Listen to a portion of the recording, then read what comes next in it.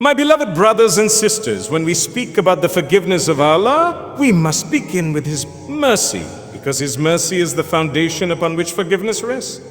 The truth is, no matter how far a person has gone in sin, no matter how dark their past may seem, the mercy of Allah is greater. Think about this for a moment. We as human beings often hold grudges. We find it difficult to forgive people who have wronged us, sometimes even for small matters. But Allah, the Lord of the heavens and the earth, is telling us that His mercy is vast, beyond measure, and far greater than the sins of all of humanity combined. If every human from the beginning of creation until the end of time were to gather with their sins piled up into one mountain, the mercy of Allah would still be greater and capable of wiping it away. This is the nature of our Creator. So many of us live with guilt, carrying the heavy burden of mistakes we made yesterday, last year, or even decades ago. Shaitan whispers into our hearts, trying to convince us that we are unworthy, that we are too dirty, too sinful, too far gone to be forgiven. But that whisper is false. Allah Himself reminds us in the Quran that He is the most merciful, the most forgiving, and that His mercy encompasses all things. When He says all things, He means even the sins that you thought could never be forgiven. He means the secrets you never told anyone, the tears you cried alone, the actions you regret so deeply. Even those can be forgiven in an instant if you truly turn back to Him. And here is the beauty. Allah does not forgive reluctantly. He forgives with love, with joy, with a mercy that has no limits. The Prophet Muhammad ﷺ described that Allah is more merciful to His servant than a mother to her child. Think about the tenderness, the love, the unconditional forgiveness a mother has for her child. Multiply that by infinity and you will only begin to understand the mercy of Allah. He does not tire of forgiving. We tire of asking, but He never tires of responding. Every time you raise your hands, every time your heart whispers, "Yeah, Allah, forgive me," the door of mercy is wide open. This realization should bring peace to our hearts. It should remove the chains of despair. Because despair is a prison, it convinces us that we cannot change, that we are defined by our mistakes. But Allah is telling us that we are defined not by our sin, but by our repentance, by our willingness to return to Him. His forgiveness is not limited to a certain number of times. Even if you fall 1,000 times, if you turn back 1,001 times, He will forgive you. What matters is that you do not give up, you do not close the door that Allah Himself has left open for you. When we open the Quran, we find that again and again, Allah reminds us of His forgiveness. It is not mentioned once or twice, but countless times, almost as if He knows how often we will slip and how often we will need reassurance. Every page of the Quran carries a message of hope for the one who is burdened with sin. Allah says in the Quran, "Do not despair of the mercy of Allah." Indeed, Allah forgives all sins. This verse alone is powerful enough to change the life of a person who has been drowning in regret. It is like a hand reaching out to someone sinking in an ocean, pulling them back to safety. Allah is telling us directly, no matter what you have done, no matter how terrible it may seem, the door of forgiveness remains open as long as you are alive and willing to return. Imagine the kindness in this promise. Human beings might forgive you once, twice, maybe even 3 times. But eventually they grow tired. They may say, "You always do this," or "I cannot trust you again." But Allah never closes the door. He never says, "I'm done with you." Instead, He tells us that His forgiveness is vast, and He uses words that include all sins. Not some sins, not the easy ones, not just the small mistakes, but all sins, as long as we repent sincerely. This is a guarantee from the Creator Himself, and it leaves no space for despair. Many people believe their sins are too great, that perhaps forgiveness is only for others, for those who seem outwardly pious and clean. But the Quran breaks this illusion. Look at the stories of the past nations, the prophets, and the people mentioned in the book of Allah. Time after time, those who had strayed, those who had committed the gravest of wrongs were forgiven when they turned back to Him. Even the man who killed 99 people, when he truly repented, Allah forgave him. If such an enormous sin can be erased, then what about ours? The Quran is filled with verses where Allah pairs His name Al-Ghafur, the forgiving, with Ar-Rahim, the merciful, reminding us that His forgiveness is always tied to His mercy. It is not just about erasing sins. It is about welcoming you back with love, with honor, with acceptance. When Allah forgives, He does not keep a record to shame you with later. He erases it completely as if it never existed. He turns the page, and sometimes out of His infinite kindness, He even transforms those sins into good deeds. What kind of law does this except the one who truly loves His creation? Repentance is one of the greatest gifts that Allah has given to humanity. It is not a burden, nor is it meant to make us feel trapped. Rather, it is a doorway, a direct invitation from our Creator to return to Him no matter how far we have strayed. Every single one of us makes mistakes. We fall into sin, we slip due to weakness, we are overcome by desires, or we let our emotions lead us astray. But Allah, in His mercy, has created a way back, and that way is called Tawbah, repentance. When a believer turns back to Allah sincerely, when he feels the regret in his heart, leaves the sin behind, and makes a firm intention not to return, it is as though the past never happened. Allah wipes away the record, He purifies the slate, and He welcomes the servant back with love and compassion. Repentance is not just about saying astaghfirullah with the tongue. It is about a transformation of the heart. It is about realizing that you have wronged yourself, that you have chosen something displeasing to your Lord, and now you wish to cleanse yourself of it. That feeling of regret, that pain in the chest when you think of your mistakes, is a sign that your heart is alive. Allah loves that His servant comes to Him with humility, broken in need of His mercy. And He responds to that humility in the most beautiful way by forgiving every single sin that weighs down the heart. What is remarkable is that Tawbah not only erases the past, it also elevates a person's status. When you repent, you are not returning to the same place you left. You are rising to a higher level of closeness with Allah. Your awareness grows, your humility deepens, and your appreciation for Allah's mercy increases. Repentance softens the heart, it cleanses the soul, and it creates a new beginning. No matter how many times you have failed before, every time you repent sincerely, Allah accepts it. He never gets tired of forgiving, though we get tired of asking. The Prophet Muhammad sallallahu alaihi wasallam told us that Allah stretches His hand by night to forgive the sinner of the day, and He stretches His hand by day to forgive the sinner of the night. This means the door of repentance is open 24 hours a day, 7 days a week, until the soul reaches the throat at death or the sun rises from the west. Until that moment comes, there is always hope, always a chance to turn back, always an opportunity to start again. And what an incredible blessing that is, to know that no matter how much we slip, no matter how heavy our sins, Allah never slams the door shut. Repentance is the key to freedom. It is the key to healing. It is the key to finding peace after chaos.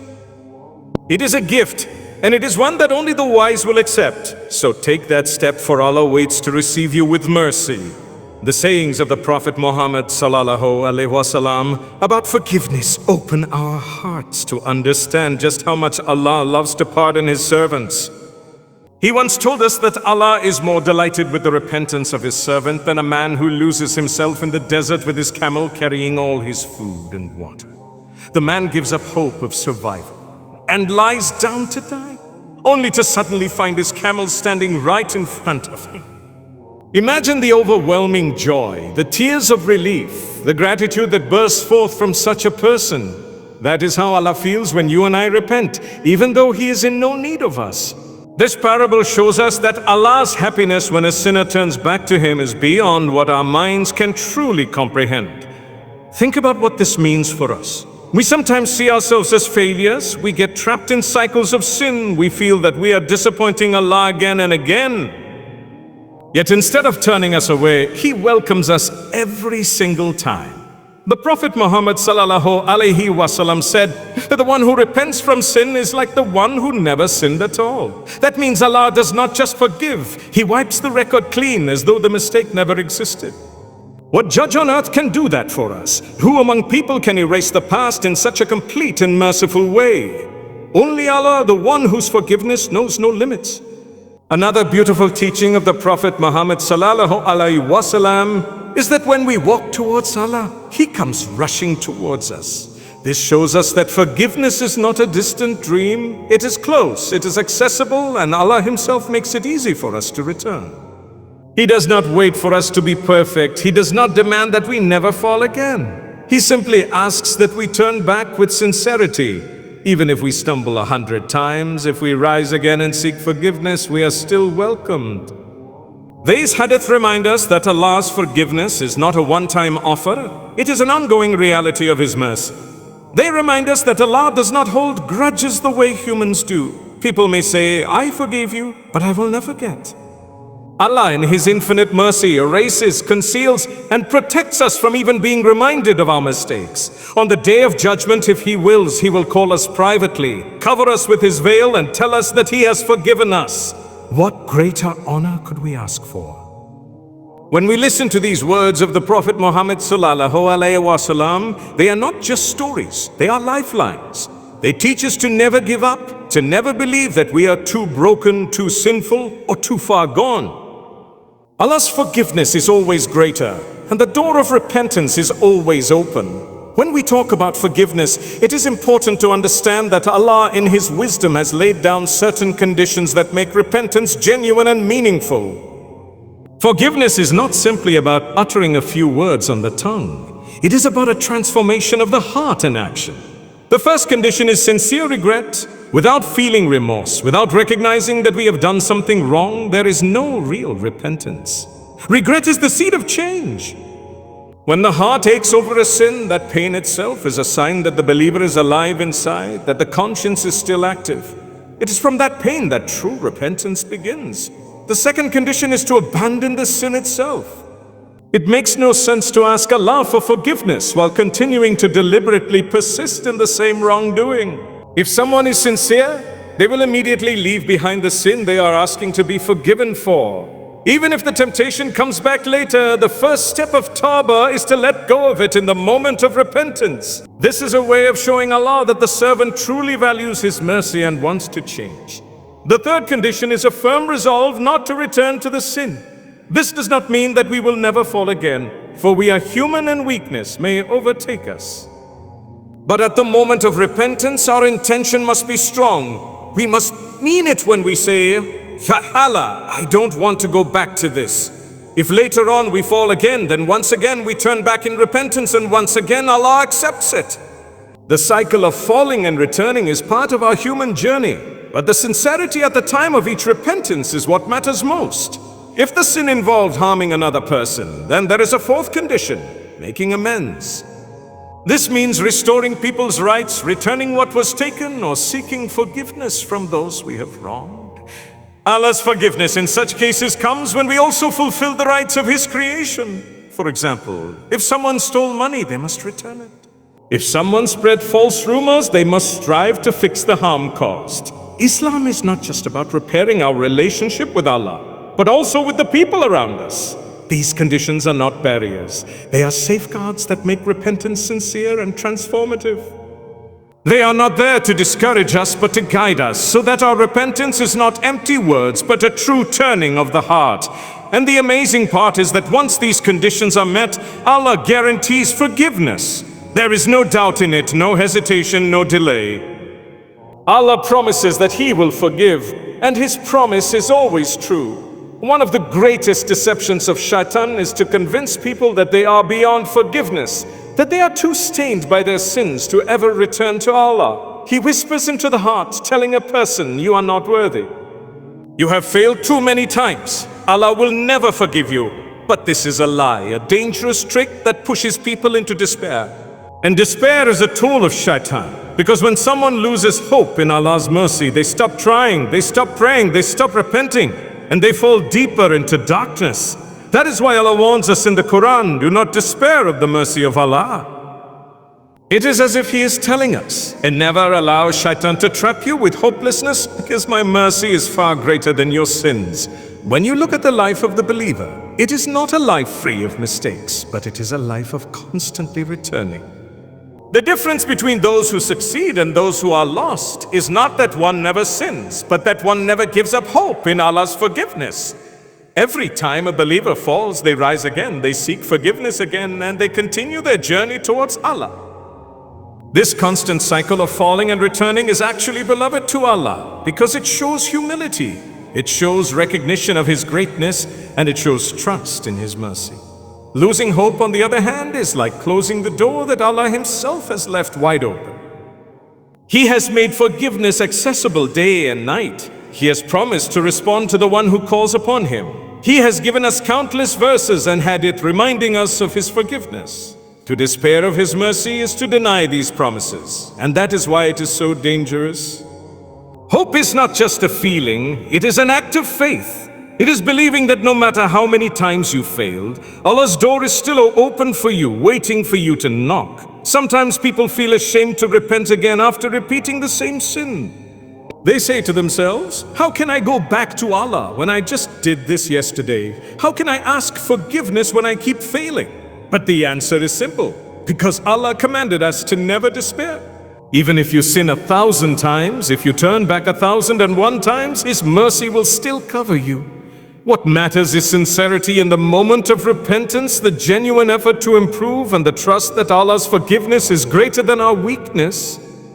So let no one believe that they are too far gone. Let no one let despair take away their chance at redemption. As long as your heart is beating and your soul is still in your body, the door of forgiveness remains open. Never lose hope in Allah's mercy, because His mercy is endless and His forgiveness is waiting for you.